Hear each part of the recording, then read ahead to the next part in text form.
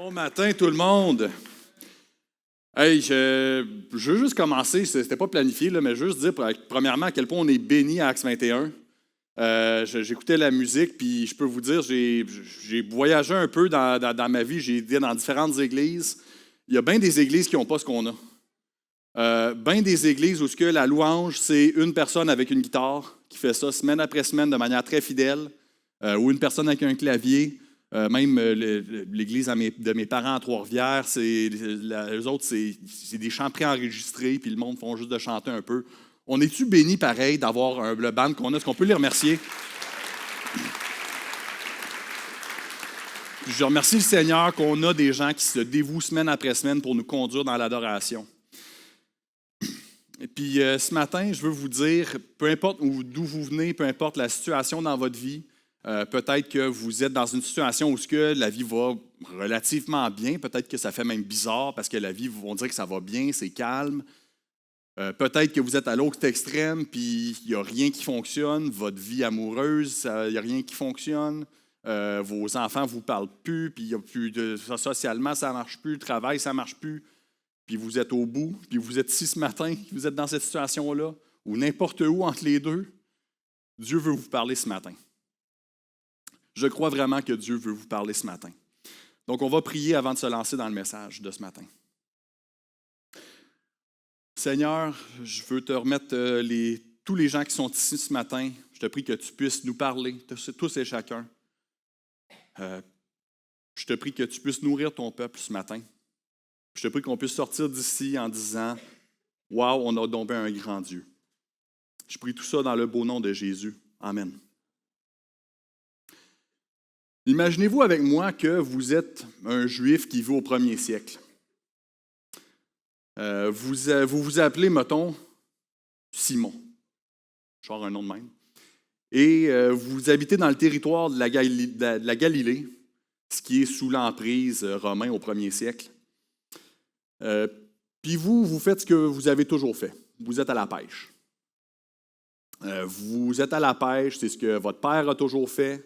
C'est ce que votre frère a toujours fait, c'est ce que vous avez toujours fait, c'est tout ce que vous connaissez, c'est la pêche. Puis vous êtes dans votre bateau et tout d'un coup, au loin, vous apercevez un homme. Et il s'approche un peu, puis vous pensez, vous savez c'est qui. Vous pensez le reconnaître. C'est quelqu'un qui fait jaser de lui énormément. C'est un rabbin qui s'appelle Jésus de Nazareth. C'est un rabbin qui fait des choses exceptionnelles, qui dit des choses exceptionnelles. Puis vraiment, là, c'est comme un honneur de le rencontrer. Là, c'est rendu un peu c'est la vedette de l'heure là, où vous habitez. Et tout d'un coup, il vous dit quelque chose que ça va rester avec vous à tout jamais, des paroles que vous n'auriez jamais pensé possible d'entendre. Il vous regarde et vous dit « Viens avec moi et je ferai de toi un pêcheur d'hommes. » Et vous vous dites « Wow, impossible, pas moi. Quel honneur. » Vous lâchez vos filets et immédiatement vous le suivez. Évidemment, si vous êtes à l'Église depuis un petit bout, c'est une histoire que vous connaissez depuis assez longtemps. C'est une histoire qui va être assez familière pour beaucoup de gens. L'histoire de Simon, après ça, qui est devenu Pierre, un des disciples de Jésus. Pour moi, quand j'entends cette histoire-là, je me dis « Wow, c'est donc bien fou, un gars qui a une business, puis qui travaille, puis là, tout d'un coup, il abandonne tout ça, toute sa vie, tout ce qu'il connaît, il abandonne ça pour suivre quelqu'un qui ne lui a pas promis un salaire ou quoi que ce soit. Là. Moi, c'est un peu à ça que je penserais. Là. Comment je vais faire pour subvenir à mes besoins? Non, lui, il fout tout ça à côté. Let's go, je te suis. Je me dis, c'est tout un acte de foi, ça. Puis ça l'était certainement. Mais il y a beaucoup qui nous manque ici de la culture de l'époque pour pouvoir comprendre pourquoi Simon a fait ça. Et puis je crois que si on comprend ça, ça va nous éclairer sur des vérités très importantes sur ce que ça veut dire d'être un apprenti de Jésus. Et c'est de ça que je veux vous parler ce matin. Être un apprenti, être un disciple de Jésus. Il existe une croyance dans l'Église, souvent, c'est que on peut être chrétien sans être un disciple de Jésus.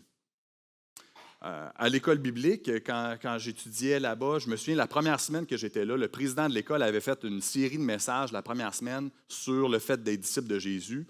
Puis en gros, ce qui enseignait, c'était, beaucoup d'entre vous, vous êtes chrétiens, c'est cool, mais il va falloir que vous passiez à l'étape suivante, qui est de devenir un disciple.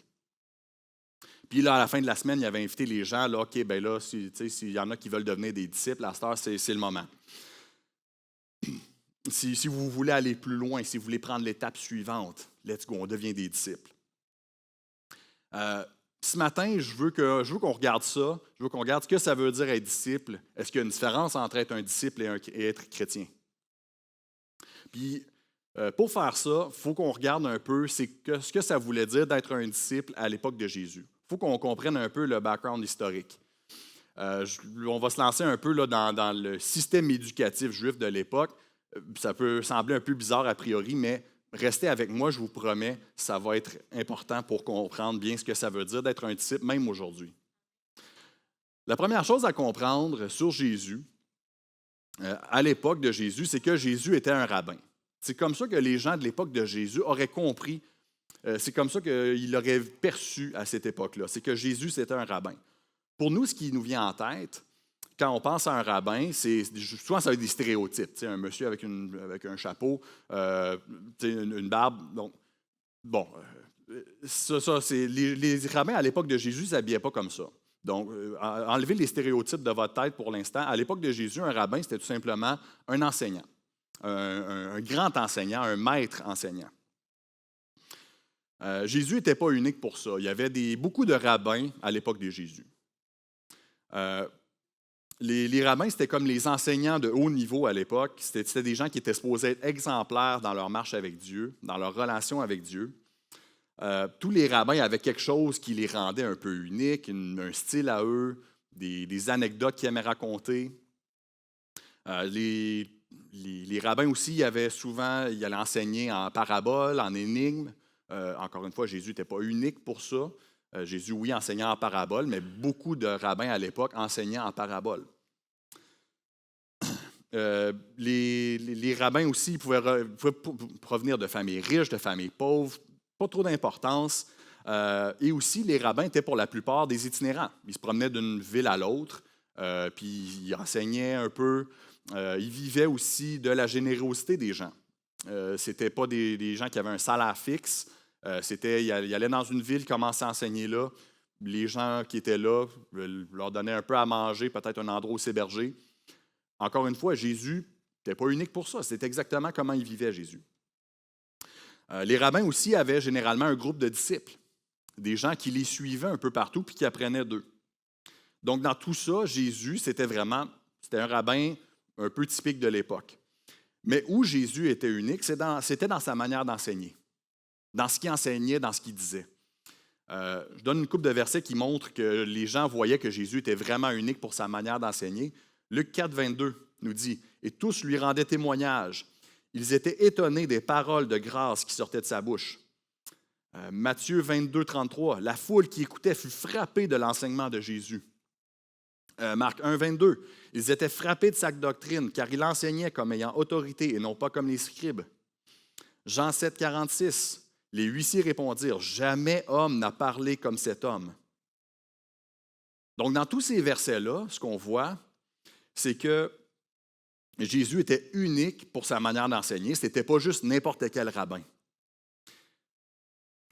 Mais pour les gens de l'époque de Jésus, c'est comme ça qu'ils l'auraient perçu. Et maintenant, comme j'ai mentionné, Jésus aussi avait des disciples. Mais maintenant, c'était quoi un disciple à cette époque-là?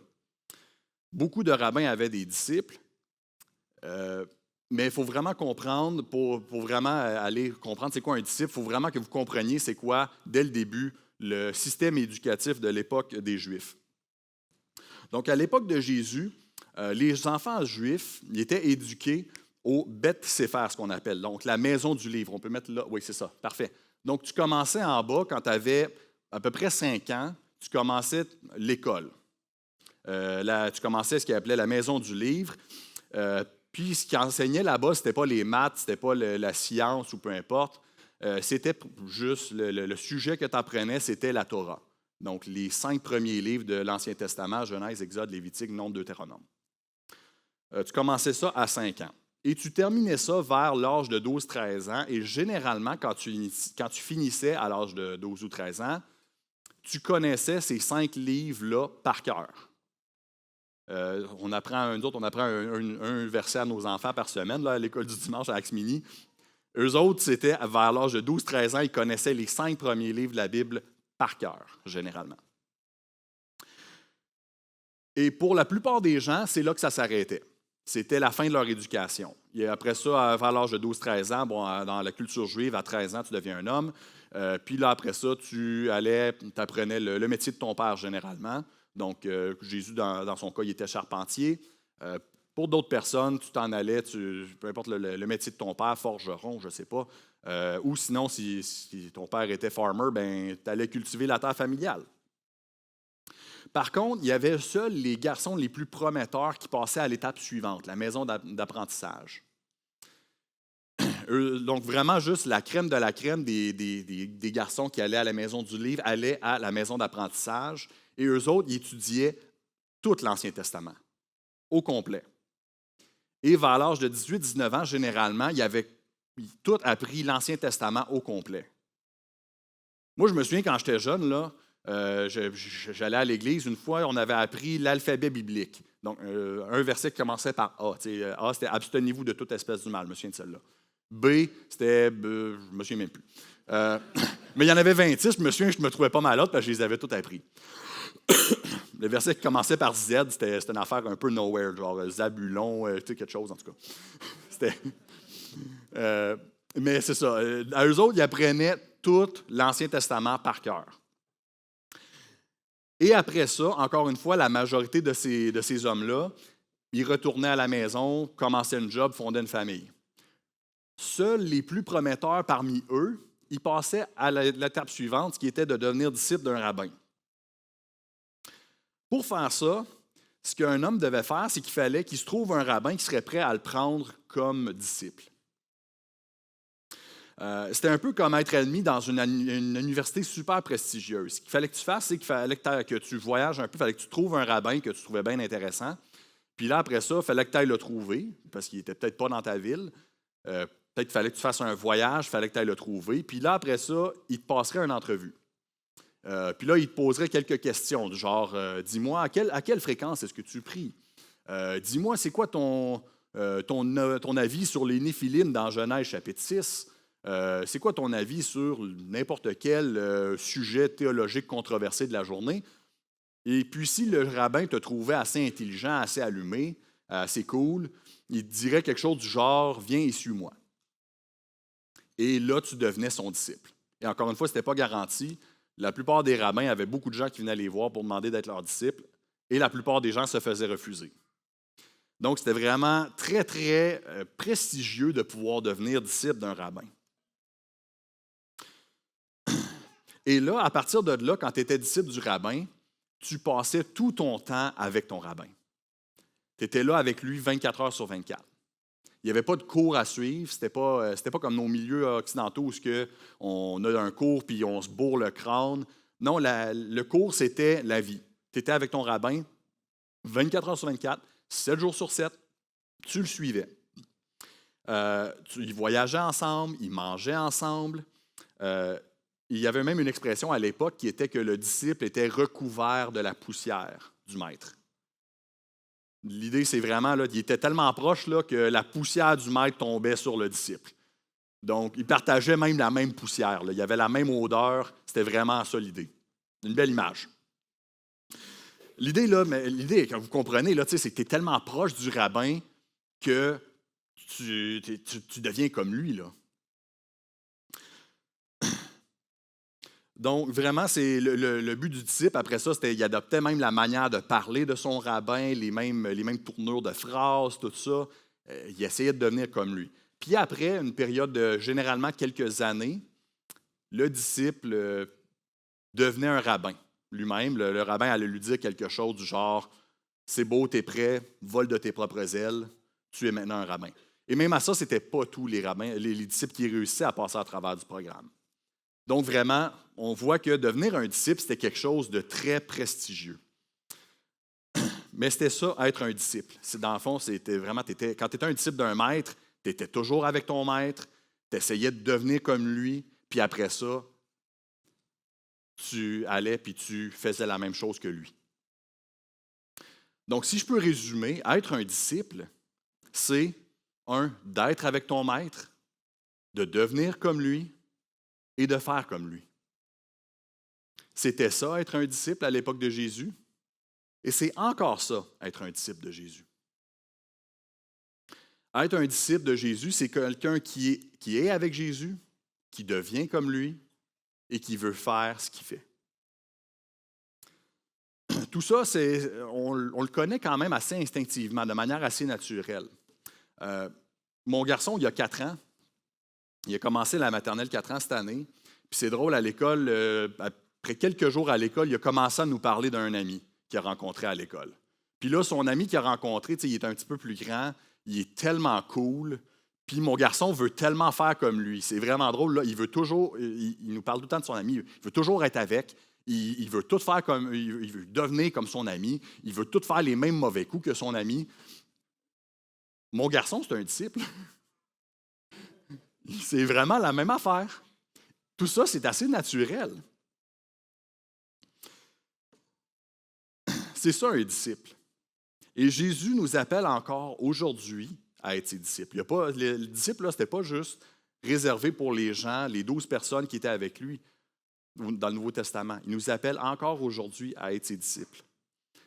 Matthieu 28, 18 à 20, il nous dit, Jésus s'étant approché, leur parlant ainsi, c'est les dernières paroles que Jésus a prononcées à ses disciples. Il leur dit, tout pouvoir m'a été donné dans le ciel et sur la terre. Allez, faites de toutes les nations des disciples, les baptisant au nom du Père, du Fils et du Saint-Esprit, et enseignez-leur à observer tout ce que je vous ai prescrit.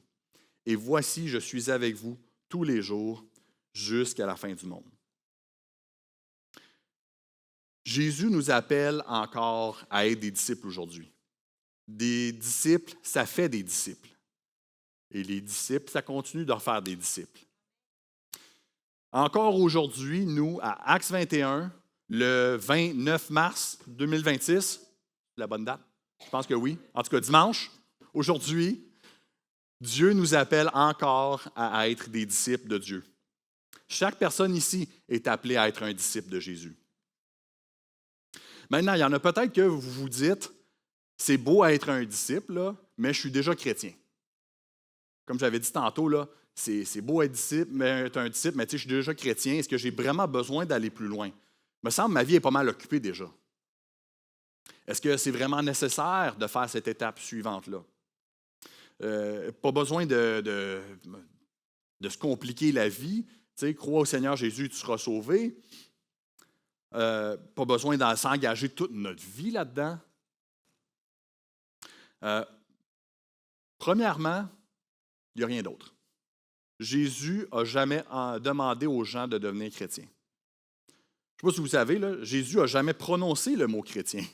C'est un mot qui est venu plus tard. Jésus n'a jamais invité les gens à devenir croyants. Jésus a invité les gens à devenir ses disciples. Et quand il a donné la mission à ses disciples, c'était de faire d'autres disciples, pas de faire des croyants.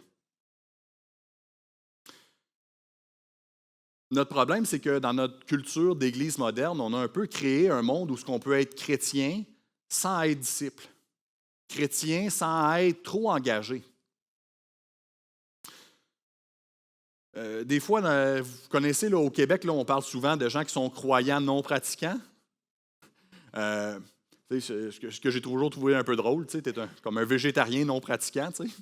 J'ai jamais trop compris. Je suis chasseur, ou un chasseur non pratiquant. Je chasse, mais je ne pratique pas.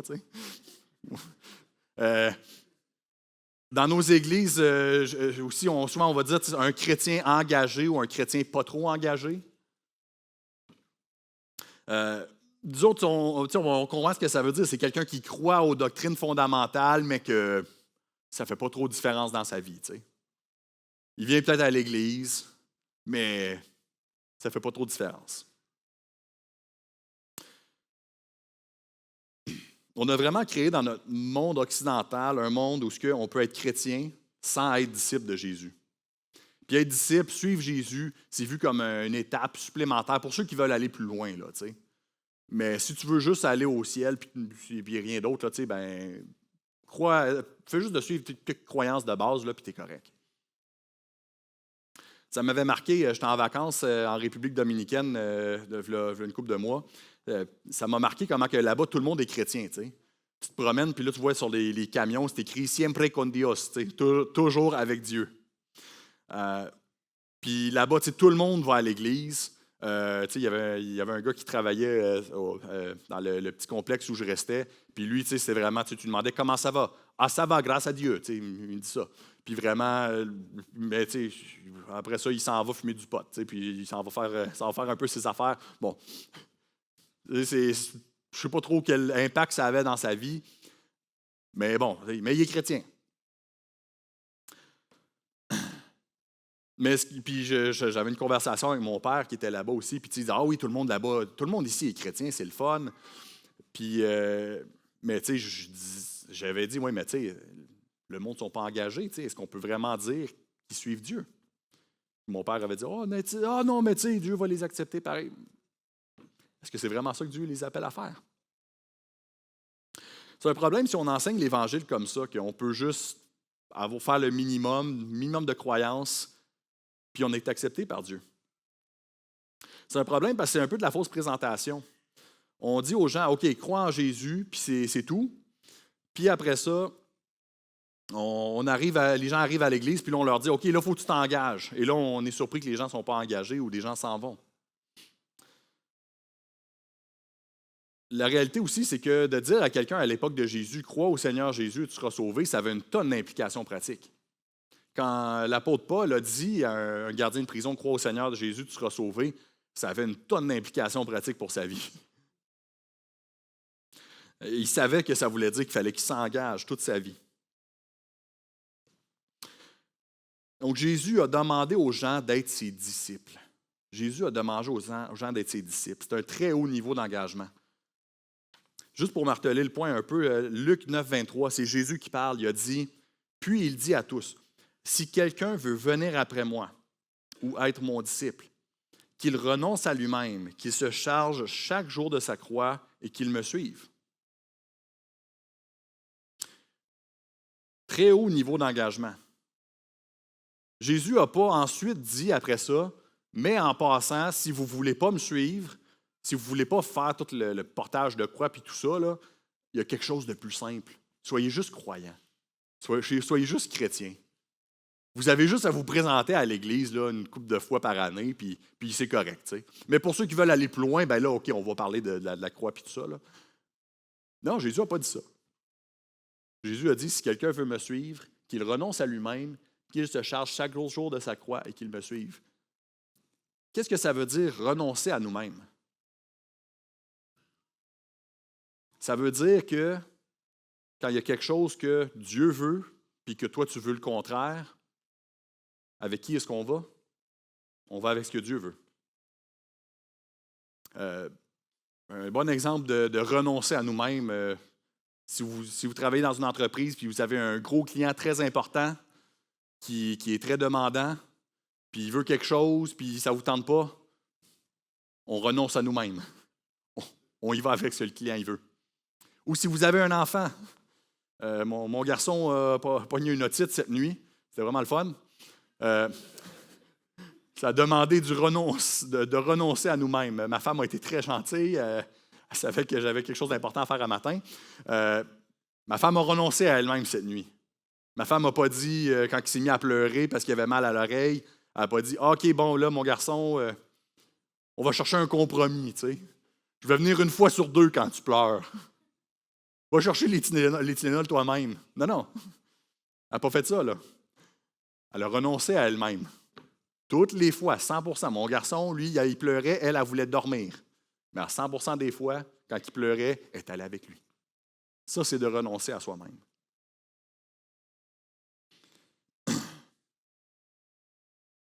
Donc, renoncer à nous-mêmes, ça peut vouloir dire renoncer à des habitudes de vie qu'on ne veut pas lâcher. Peut-être que vous avez une addiction secrète dans votre vie, peut-être un problème de jeu, peut-être un problème de drogue, problème de porno, toutes sortes de choses que auxquelles vous tenez dans vos vies, puis vous ne voulez pas les lâcher. Peut-être que Dieu vous demande de renoncer à ces choses-là. Et aussi, Jésus a dit, si quelqu'un veut être mon disciple, qu'il porte sa croix. Qu'est-ce que ça veut dire porter sa croix? Nous autres, souvent, on pense porter la croix, on voit ça comme, c'est un peu une expression pour porter tes problèmes, où tu prends ton mal en compte. Non, à l'époque de Jésus, là, quelqu'un qui portait une croix, c'est quoi qu'il s'en allait faire? Il s'en allait mourir. C'était pas juste, il s'en allait pas travailler, c'était pas juste faire quelque chose de difficile. Non, quelqu'un qui portait sa croix, c'était dead man walking, là. Il s'en allait à la mort. Jésus demande un niveau d'engagement extrême pour qu'on le suive. Soyez prêts à me suivre jusqu'à la mort. Alors, est-ce que d'être un disciple de Jésus, c'est juste une chose à faire parmi tant d'autres? Non, c'est la chose à faire. C'est pas que si vous voulez être un bon chrétien, passer à l'étape suivante, vous devenez disciple. Jésus n'a jamais invité les gens à devenir chrétiens, il n'a jamais invité les gens à devenir croyants, mais il a invité les gens à devenir ses disciples. Et quand il a donné ses dernières instructions à ses disciples, c'était « Allez, faites de toutes les nations d'autres disciples », comme j'ai fait avec vous. Maintenant, vous vous diriez peut-être « OK, mais pourquoi est-ce que je ferais ça? Pourquoi est-ce que je voudrais payer ce prix-là? Ça n'a pas d'allure. » Et Jésus nous encourage quand même à compter le prix de ce que ça coûte de devenir son disciple.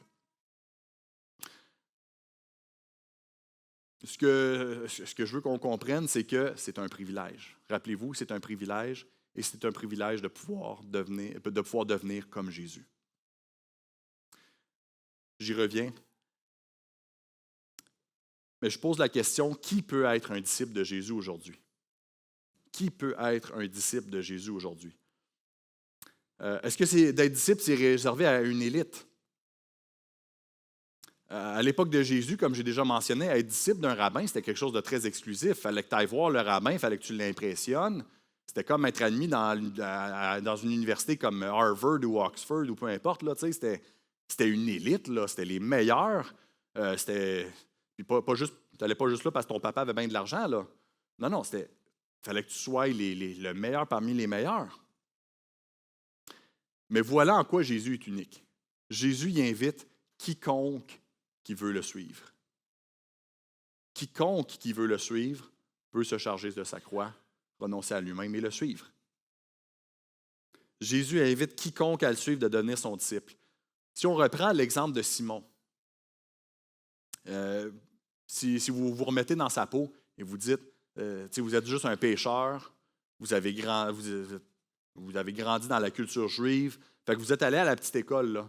Vous êtes allé à la petite école où vous avez appris la Torah pratiquement par cœur, mais vous n'avez même pas été sélectionné pour aller à la maison d'apprentissage. Vous n'étiez pas parmi les plus forts, parmi les plus intelligents.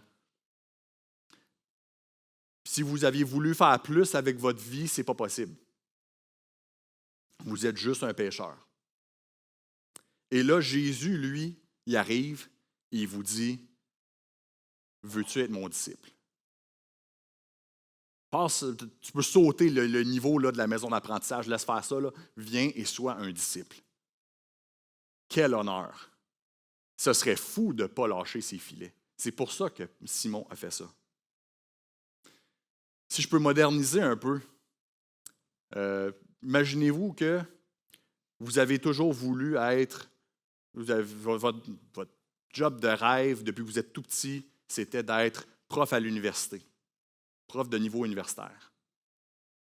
Puis là, c'est juste que la vie est arrivée, puis ça ne s'est pas fait. Vous, à l'école, vous avez pris des mauvaises décisions. Vous étiez assez intelligent, mais ça ne marchait pas. Vous avez eu des mauvaises influences, vous avez des mauvais amis. Après ça, pour aller au cégep à l'université, vous avez niaisé. Puis là, après ça, vous vous ramassez dans la trentaine, au salaire minimum à quelque part. Puis la vie n'est pas ce que vous vouliez. Et là, tout d'un coup, dans votre milieu de travail rentre un prof universitaire que vous reconnaissez. Et vous savez c'est qui parce que vous avez lu ses livres. C'est le meilleur prof dans le domaine qui vous passionne. Et il commence à vous parler, puis il commence à bien vous aimer, puis il vous dit « Je pense que tu as ce qu'il faut pour être prof universitaire. Ce qu'on va faire là, tu vas venir avec moi, tu vas habiter chez moi, tu vas apprendre sous ma tutelle, tu vas prendre mes cours, je vais t'aider, je vais t'aider à faire ta dissertation, tout ça. Ça va être très difficile, tu vas travailler extrêmement fort. Mais à la fin, là, tu vas être prof universitaire. Mais il faut que tu viennes avec moi, il faut que tu laisses tomber ta job. » Qu'est-ce que vous feriez? La question ne se pose même pas, vous iriez. Ça ne se pose même pas. Non, vous seriez fou de dire non, c'est correct, gars, je veux garder mon salaire minimum, je suis bien ici. Non. Ben non, c'est votre rêve. C'est ça que Jésus vous offre aujourd'hui. Jésus vous offre la possibilité d'être plus que ce que vous pensiez que vous pouviez être. Est-ce que ça va être difficile? Oui, ça va être difficile. Est-ce qu'il faut renoncer à nous-mêmes? Oui. Mais est-ce que ça vaut la peine?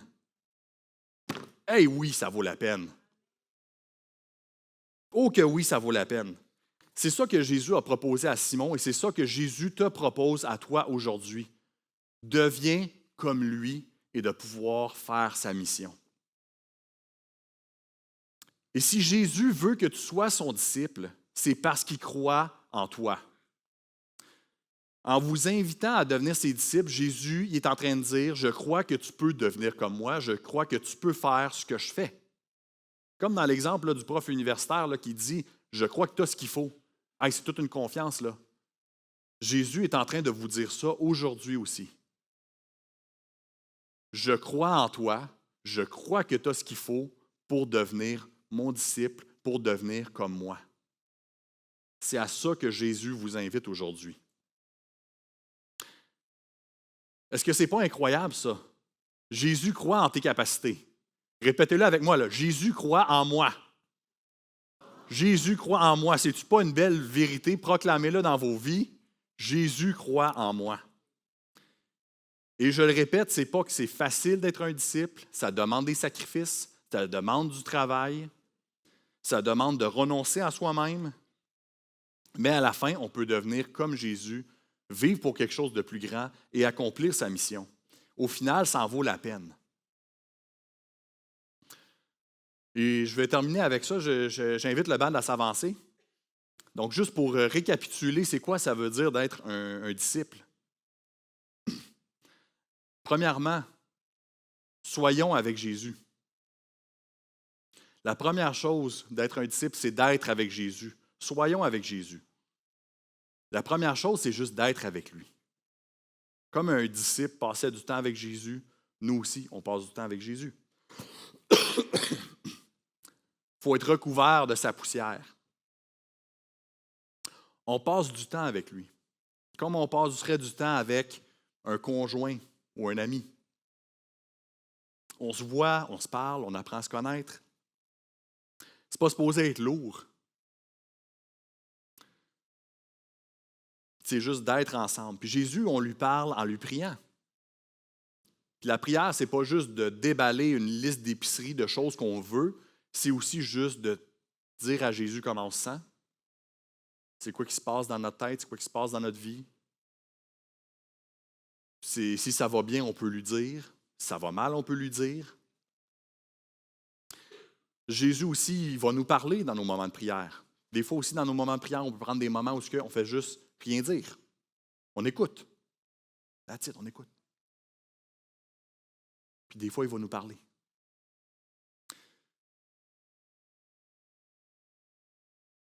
Des fois, Jésus va nous guider, il va nous parler dans nos temps de prière. Et il nous parle aussi principalement par sa parole aussi, la Bible. Je sais que pour moi, la lecture de la Bible, c'est quelque chose qui peut être lourd. Des fois, je le fais juste pour faire, OK, check, je l'ai fait là. Mais la Bible, c'est un moment pour rencontrer Dieu, pour qu'il nous parle, pour qu'il nous exprime ce qu'il veut. Des fois, on a beaucoup de culpabilité par rapport à ça. On se dit « je ne lis pas assez ma Bible, je ne prie pas assez. » voyez ces moments-là comme des moments de rencontre avec Dieu, des moments où vous allez pouvoir juste passer du temps avec, comme on passerait du temps avec quelqu'un qu'on aime, quelqu'un qui est comme votre conjoint, votre meilleur ami, peu importe. Faites ça aussi avec Jésus, parce que Jésus aussi, on l'aime et on veut passer du temps avec. Donc, une partie de la solution à notre culpabilité qu'on ressent, c'est juste de se dire, je veux passer du temps avec Jésus.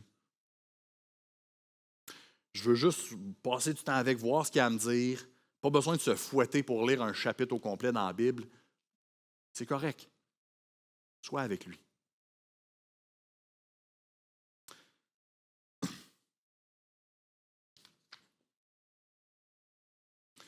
Puis les moments pour être avec Jésus aussi peuvent, c'est important de mettre un moment de côté spécifique pour être avec lui, mais des fois aussi ces moments-là peuvent se trouver un peu tout au long de la journée.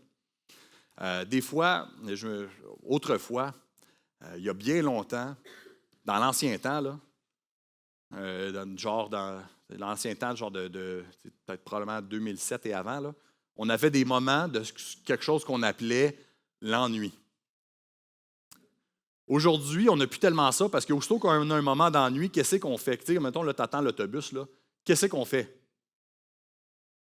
Ce mouvement-là, on est très rapide à le faire. On n'a plus d'ennui.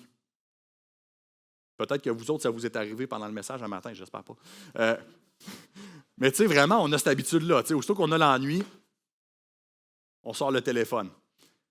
Si je peux vous donner ce défi-là, prochaine fois, à la place de juste sortir le téléphone quand vous n'avez rien à faire, arrêtez-vous, là, mettez un blocage mental à ce mouvement-là, puis faites comme, attends un petit peu. Je veux juste prendre un petit moment pour dire, salut Dieu, juste pour être avec. Juste passer un peu de temps avec Dieu.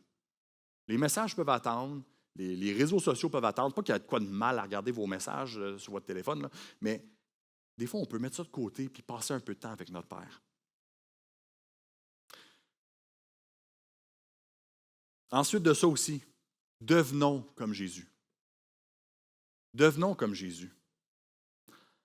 En passant du temps avec lui, ce qui est cool, là, c'est que quand on est avec quelqu'un, on devient comme cette personne-là. Avez-vous déjà remarqué ça? Quand on est avec quelqu'un beaucoup, on devient comme cette personne-là. Si vous avez des jeunes enfants, des fois, vous l'avez vu, puis c'est pas pour le mieux. Ils se font un mauvais ami à l'école, puis là, ils deviennent comme cet ami-là. C'est pas cool. Des fois aussi, c'est des bonnes influences qu'on a, mais quand on est souvent avec quelqu'un, on devient comme cette personne-là. Et avec Jésus, c'est un peu comme ça. Moi, vous savez, vous savez peut-être pas, ma femme, elle ne vient pas d'ici, ma femme vient de la Suisse. Puis ce qui est drôle, c'est qu'on m'a déjà dit que quand j'étais avec ma femme, puis on se parle, des fois, je prends un peu son accent. Puis c'est à cause que j'étais avec elle, puis je change un peu ma façon de parler. Puis ce qui est drôle, c'est quand on va visiter sa famille en Suisse, elle se fait dire qu'elle parle comme une Québécoise. Je ne sais pas exactement comment elle parle, là, mais moi, je parle un peu plus comme elle, elle parle un peu plus comme moi, on devient l'un comme l'autre. Et c'est comme ça avec Jésus. Plus on passe du temps avec, on devient comme lui. Ça se fait un peu tout seul, mais il y a aussi un effort à mettre là-dedans. On va changer nos attitudes. Des fois, il y a des attitudes à changer. Des fois, il y a des habitudes à changer. Souvent, ça va être le Saint-Esprit qui va vous le montrer. Vous avez de l'aide là-dedans pour devenir comme Jésus. Vous avez l'aide du Saint-Esprit et vous avez l'aide de l'Église. Le Saint-Esprit lui-même qui vit en vous va vous le dire des fois. J'ai quelque chose qu'il faut que tu changes là. Il y a une habitude qu'il faut que tu changes. Il y a une attitude qu'il faut que tu changes. Peut-être qu'aussi, il va y avoir quelqu'un dans l'Église qui va venir vous dire, « Hey, avec amour, hey, ça, il faut peut-être que tu changes ça. » Parmi les meilleurs amis que j'ai eus dans ma vie, c'est des amis qui étaient prêts à venir me voir et me dire, « Hey, tu n'as pas eu raison là-dessus. » Puis moi, de juste faire comme, « Ah, tu as raison. Tu es un bon ami. Merci. »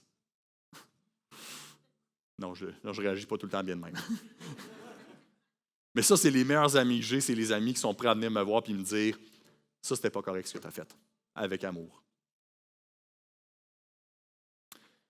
Donc, on devient comme Jésus. Ça se fait un peu tout seul, mais il y a aussi un effort à faire. Et vous avez de l'aide là-dedans, le Saint-Esprit et l'Église qui va vous aider à devenir plus comme Jésus. Et enfin, faisons comme lui. Faisons comme Jésus. Participons à sa mission qui est de faire des disciples sur la terre. Passez à l'action. Qu'est-ce que Jésus a fait quand il était sur la terre? Il a fait des disciples. Et partout où il est allé, il était un rayon de soleil de l'amour de Dieu pour les gens alentour. Il guérissait les gens qui étaient malades. Il nourrissait les gens qui étaient affamés. Il donnait de l'amour aux gens qui en avaient besoin. C'est aussi ça notre mission. Notre mission, c'est d'être des gens qui font des disciples aussi sur la terre. Et on a des exemples de gens, même dans notre Église, de gens qui font des disciples. Et je suis tellement reconnaissant qu'on a ça à Acts 21. Je n'ai pas averti les gens ce matin que j'allais parler d'eux, là, mais je pense à des gens comme Marc de Rosé, qui aime tellement les gens et qui prend le temps de les aider à grandir. Je pense à quelqu'un comme Vincent Carrier, qui a un super bon groupe Connexion. Je pense à quelqu'un comme mon leader de groupe Connexion, Mike Racine, qui prend le temps d'être là avec nous, puis à prier pour nous. Je pense à quelqu'un comme Antoine Hull, je ne sais pas s'il est là, quelqu'un qui vit pour le Seigneur puis qui vit pour parler aux gens de Dieu. Quelqu'un comme Marc Pilon qui veut aider les gens à vivre leur foi dans leur milieu de travail, que c'est sa mission. Tellement de leaders de groupe Connexion dans cette Église que leur but, c'est de faire des disciples, des parents aussi qui se donnent corps et âme pour que leurs enfants deviennent des disciples de Jésus. Désolé, il y en a tout plein d'autres que je pourrais nommer, mais tellement de gens qui se donnent corps et âme. C'est comme ça qu'on participe à la mission de Jésus. Et quand je dis qu'on fait comme Jésus, il y a une chose qu'on n'a pas besoin de faire que Jésus a fait. Évidemment, c'est mourir à la croix. C'est la raison pour laquelle on peut être en relation avec Jésus. On ne mérite pas d'être en relation avec Jésus. On ne mérite pas de pouvoir être son disciple. Ce n'est pas que Dieu va être impressionné si on devient son disciple. Mais Jésus a déjà impressionné pour nous. Jésus a déjà mérité notre faveur pour nous. C'est grâce à lui qu'on peut être des disciples. Grâce à la mort de Jésus à la croix, on est accepté pour être des disciples de Jésus, pour être rendus à son image et accomplir sa mission. Soyons des disciples qui font des disciples. Soyons avec Jésus. Devenons comme lui. Faisons comme il a fait. Soyons ses disciples. Merci. Bon matin, Axe.